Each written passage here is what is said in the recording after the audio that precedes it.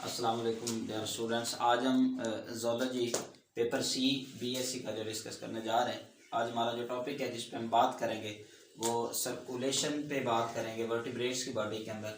तो वर्टिब्रेट की बॉडी के अंदर heart and circulatory system, birds, mammals, कुछ अदर स्पीशीज़ के अंदर हम डिस्कस करेंगे। अगर हम वर्टिब्रेट्स की बात करें तो वर्टिब्रेट्स की बॉडी के अंदर जो सर्कुलेटरी सिस्टम है इसके अंदर कंप्लीट सेपरेशन होती है वेंट्रिकल्स की, यानी बर्ड्स के अंदर देखें, मैमल्स के अंदर देखें, क्रोकोडाइल के अंदर देखें तो इन स्पीशीज़ के अंदर जो वेंट्रिकल्स होते हैं वो सेपरेट होते हैं, यानी जो चैम्बर्स का ब्लड है वो आपस में इंटरमिक्स नहीं होता। अगर हम वर्टिब्रेट की बॉडी के अंदर सर्कुलेशन देखें तो वो डबल सर्कुलेशन होती है और डबल सर्कुलेशन वर्टिब्रेट्स की हेल्प करती है for maintaining high blood pressure. अगर आप डबल सर्कुलेशन में देखें तो सर्कुलेशन के अंदर एक दफ़ा ब्लड हार्ट से जाएगा, दोबारा फिर ऑक्सीजन लेके हार्ट के अंदर दोबारा फिर एंटर होगा, इसको हम डबल सर्कुलेशन बोलते हैं। फॉर एग्जांपल पल्मोनरी सर्कुलेशन है या पल्मोनरी सर्किट और दूसरा है सिस्टमैटिक। पल्मोनरी सर्कुलेशन क्या होती है? पल्मोनरी, ये पल्मो वर्ड निकला है लंग से। होता क्या है कि पल्मोनरी सर्कुलेशन के अंदर जो डीऑक्सीजनेटेड ब्लड होता है वो हार्ट से जाता है और वो सप्लाई, यानी ब्लड क्या होता है, supply from heart to lung, यानी हार्ट से लंग की तरफ जो ब्लड जाएगा ऑक्सीजनेशन के लिए, उस सर्कुलेशन को पल्मोनरी बोलेंगे। यानी देखिए ये हार्ट है, हार्ट में से ब्लड जा रहा है लंग्स के पास, तो ये जो सर्कुलेशन है इसको बोलते हैं पल्मोनरी सर्कुलेशन। अगर हम देखें सिस्टमैटिक सर्कुलेशन की बात करें तो सिस्टमैटिक सर्कुलेशन में क्या होता है, जो लंग से वापस ब्लड आएगा हार्ट के अंदर वो ऑक्सीजनेटेड ब्लड जो है वो सप्लाई होगा हार्ट से from heart to body tissues organ cell तक, यानी हार्ट से जब ऑक्सीजनेटेड ब्लड जो होता है वो पूरी बॉडी के अंदर जाता है तो उसको हम सिस्टमैटिक सर्कुलेशन बोलते हैं। जैसे ये देखें, ये हार्ट है हमारे पास, हार्ट में से ब्लड आया और ये पूरी बॉडी के अंदर ऑक्सीजनेटेड ब्लड सप्लाई हो गया, इस सर्कुलेशन को बोलते हैं सिस्टमैटिक सर्कुलेशन। पल्मोनरी सर्कुलेशन क्या होती है, जब ब्लड लंग्स की तरफ जाएगा हार्ट से, वो पल्मोनरी सर्कुलेशन। सिस्टमैटिक सर्कुलेशन में क्या होता है, हार्ट से ब्लड जब पूरी बॉडी के अंदर सर्कुलेट करता है या सप्लाई होता है उसको सिस्टमैटिक सर्कुलेशन बोलते हैं। अगर हम हार्ट की बात करें, ह्यूमन चूंकि हम भी वर्टिब्रेट्स के अंदर आते हैं, ह्यूमन हार्ट जो है, एक ये हार्ड वर्किंग पंप का काम करता है, दूसरा ये ब्लड पंप करता है entire body, cells, tissues, organ तक। और याद रखिए ये जो हार्ट होता है ना, एवरी टाइम यानी 1 मिनट के अंदर ये 5 लीटर ब्लड पंप करता है। अगर हम एवरेज बात करें अबाउट 8000 लीटर, 8000 लीटर ब्लड जो है ना, ये हमारा हार्ट ये एक दिन में पंप करता है। और एक दिन में ये जो 8000 लीटर ब्लड है पूरी बॉडी की जो ब्लड वेसल्स हैं इसके अंदर जो ट्रेवलिंग करता है, जो डिस्टेंस बनता है वो बनता है 96,000 किलोमीटर बनता है। अब एवरेज देखें, हार्ट जो बीट करता है वो 70 टाइम पर मिनट एवरेज। अगर नॉर्मल देखें सीवियर कंडीशन में या डेंजर खतरे की कंडीशन में ये हार्ट बीट तेज भी हो जाती है, लेकिन एवरेज देखें तो ये हार्ट जो है ये बीट करता है 70 टाइम पर मिनट। स्ट्रक्चर ऑफ हार्ट की बात करें तो हार्ट की स्ट्रक्चर में क्या होता है कि heart is composed of 3 types of tissues. 3 तरह के टिश्यूज हैं जो हार्ट के को कंपोज करते हैं, यानी उनके ऊपर लेयरिंग करते हैं। सबसे आउटर लेयर जो है उसको एपिकार्डियम बोलते हैं। कार्डियम मींस हार्ट होता है, ये आउटर कवरिंग होती है हार्ट की और ये बनी होती है फाइब्रस कनेक्टिव टिश्यूज की। अगर आप मिडल लेयर की बात करें उसको मायोकार्डियम बोलते हैं, ये मिडल लेयर होती है हार्ट की और ये बनी होती है कार्डियक मसल्स की जिनको मायोकार्डियम भी बोलते हैं। और सबसे जो हार्ट की इनर लेयर है उसको एंडोकार्डियम बोलते हैं, ये इनर लेयर होती है, ये बनी होती है असल में कनेक्टिव टिश्यूज की बनी होती है और साथ इसके अंदर एंडोथेलियल सेल्स भी होते हैं, एंडोथेलियम टिश्यूज भी आप कह सकते हैं। अब नेक्स्ट देखते हैं कि हार्ट के स्ट्रक्चर, यानी हार्ट के अंदर चैम्बर्स कितने होते हैं। तो हार्ट के अंदर 4 चैम्बर्स होते हैं, 2 एट्रियम होते हैं और 2 वेंट्रिकल। याद रखिए एट्रियम होते हैं, एक राइट एट्रियम है एक लेफ्ट एट्रियम है। अब एट्रियम भी बोलते हैं इसको। इनकी वाल्स थिन होती है, जो वेंट्रिकल्स होते हैं राइट और लेफ्ट, इनकी जो वाल्स होती हैं वो थिक होती हैं। अब अगर हार्ट के अंदर वाल्स की बात करें तो 4 टाइप्स ऑफ वाल्स हैं।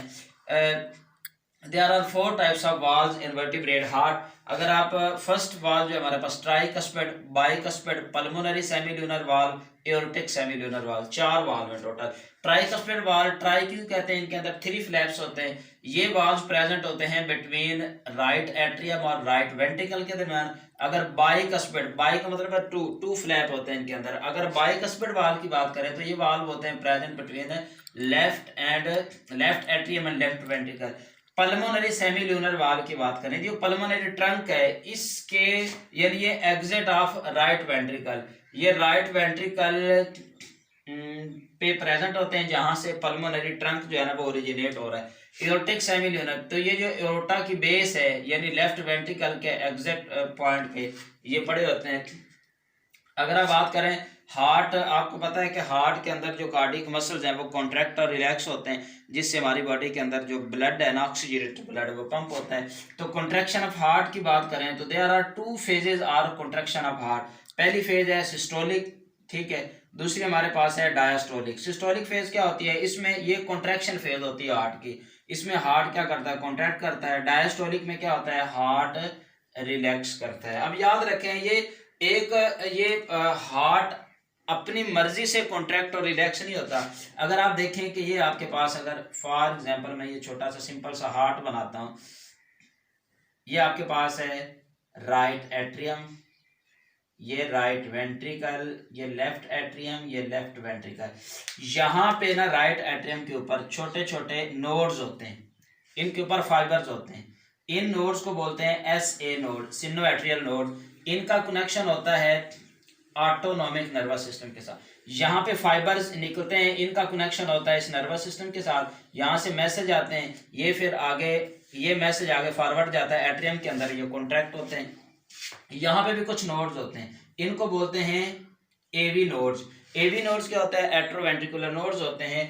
यहाँ से फिर मैसेज आएगा, यहाँ आएगा, और ये मैसेज आगे फिर परकिंजी फाइबर्स कुछ पूरे चैम्बर्स के अंदर होते हैं, और ये यहाँ से मैसेज फॉरवर्ड होगा वेंट्रिकल में, ये फिर कॉन्ट्रैक्ट होंगे। ये एक मैकेनिज्म होता है जिसमें ऑटोनॉमिक नर्वस सिस्टम से कुछ फाइबर्स निकलते हैं, वो आते हैं ऐसे नोड्स। ये जो कुछ नेचुरल पेस मेकर होते हैं, पेस मेकर उसको बोलते हैं जो इस कॉन्ट्रैक्ट और रिलैक्स, यानी इस हार्ट की कॉन्ट्रैक्शन के जो मैकेनिज्म है, जो रिदमिसिटी है, स्पीड को मेंटेन करते हैं। उसके बाद अगर हम स्ट्रक्चर डायग्राम पे हैं तो याद रखें, ये जो हमारा हार्ट है ये इस तरह एक बदमुट्ठी की तरह है। अब देखें, ये हमारे पास है 4 चैम्बर हैं, 1 2 3 4। अगर हम देखें यहाँ पे, तो यहाँ पे ये हमारे पास राइट साइड बनती है, ये लेफ्ट साइड बनती है। और याद रखें जो हमारा हार्ट है इसकी राइट साइड पे डीऑक्सीजनेटेड ब्लड होता है और लेफ्ट साइड पे ऑक्सीजनेटेड। ये हमारे पास फर्स्ट चैम्बर है, ये हमारे पास है राइट एट्रियम, ये राइट वेंट्रिकल, ये लेफ्ट एट्रियम, ये लेफ्ट वेंट्रिकल। अब फर्स्ट ऑफ ऑल क्या होता है, हमारी बॉडी के अंदर जो डीऑक्सीजनेटेड ब्लड है वो लोअर बॉडी पार्ट से और अपर बॉडी पार्ट से, superior vena cava, inferior vena cava, यहाँ से वेन्स के थ्रू पूरी बॉडी के अंदर ये जो डीऑक्सीजनेटेड ब्लड है ये राइट एट्रियम चैम्बर के अंदर आएगा। याद रखें राइट एट्रियम ये चैम्बर जो फिल होता है, ये जो वाल्व्स लगे होते हैं इनको ट्राइकस्पिड वाल्व बोलते हैं, इनके ऊपर प्रेशर डेवलप होता है, ये ओपन हो जाते हैं और ये जितना ब्लड होता है ये सारे का सारा आ जाता है राइट वेंट्रिकल के अंदर। जब राइट वेंट्रिकल के अंदर आएगा तो ये भी फिल हो जाएंगे।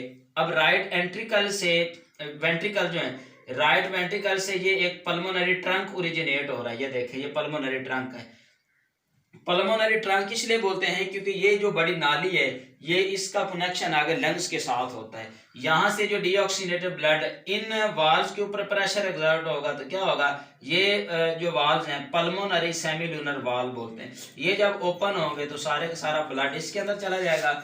अब याद रखिए ये जो पल्मोनरी ट्रंक है यहाँ से आ गए, ये पल्मोनरी आर्टरी है, इसके अंदर डीऑक्सीनेटेड ब्लड है। अब ये जो नाली है ये कुछ लेफ्ट, हमारी बॉडी के अंदर लंग्स भी पेयर की फॉर्म है, लेफ्ट और राइट। तो यहाँ से क्या होगा, ये डीऑक्सीजनेटेड ब्लड जाएगा लंग्स के पास, लंग्स के पास क्या करने जाएगा, पल्मोनरी आर्टरी की मदद से जाएगा। क्यों, क्योंकि लंग्स के अंदर ऑक्सीजन पड़ी, यहाँ से ऑक्सीजन लेके ये ब्लड आएगा, जब ऑक्सीजन इस ब्लड के अंदर मिक्स हो जाएगी, याद रखें तो ये ऑक्सीजनेटेड ब्लड बन जाएगा और ये आएगा, ये पल्मोनरी वेन के थ्रू आएगा दोबारा फिर हार्ट के अंदर, एक दफा इसने लीव किया था हार्ट को, दोबारा फिर एंटर हो। अब ये जो लेफ्ट साइड है हार्ट की, इसके अंदर ऑक्सीजनेटेड ब्लड होता है। याद रखें कि हमारी बॉडी के अंदर जितनी आर्टरीज हैं, आर्टरीज के अंदर ऑक्सीजनेटेड ब्लड होता है सिवाय पल्मोनरी आर्टरी के, इसके अंदर डीऑक्सीजनेटेड ब्लड होता है। और जितनी बॉडी के अंदर वेन्स हैं, खून की नालियां हैं, ये जो ब्लड वेसल्स हैं, वेन्स जो हैं, इनके अंदर डीऑक्सीजनेटेड ब्लड होता है एक्सेप्ट सिवाय पल्मोनरी वेन्स के। अब याद रखें यहाँ पे आ गया सारा ब्लड ऑक्सीजनेटेड ब्लड, यहाँ पे भी कुछ वाल्व्स होते हैं, इनको बाइकस्पिड वाल्व बोलते हैं। यहाँ पे जब प्रेशर एग्जर्ट होगा, ये ओपन हो गया और सारे का सारा ब्लड आ जाएगा आपके पास ये लेफ्ट वेंट्रिकल। लेफ्ट वेंट्रिकल से आपको पता है कि ये खून की बड़ी एक शरेआन नाली है, एओर्टा बोलते हैं। यहाँ पे भी कुछ वाल्व्स होते हैं, इनको एओर्टिक सेमिलुनर वाल्व बोलते हैं।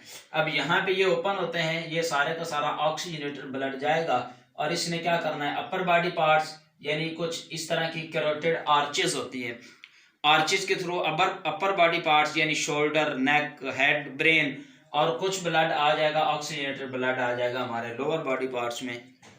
और इस तरह हमारी बॉडी के अंदर सर्कुलेशन से क्या होता है कि पूरी बॉडी के अंदर ये जो ब्लड है ये जाता है different parts of body, different tissues, different cells, different organ तक, और ये ब्लड पूरी बॉडी के अंदर ट्रांसपोर्ट होता है, जिससे क्या होता है हमारी बॉडी के अंदर ट्रांसपोर्टेशन हो जाती है न्यूट्रिएंट्स की, गैसेस की, मेटाबॉलिक वेस्ट की। ये था आपका आज लेक्चर। इंशाल्लाह अगले लेक्चर में मुलाकात होगी। अल्लाह।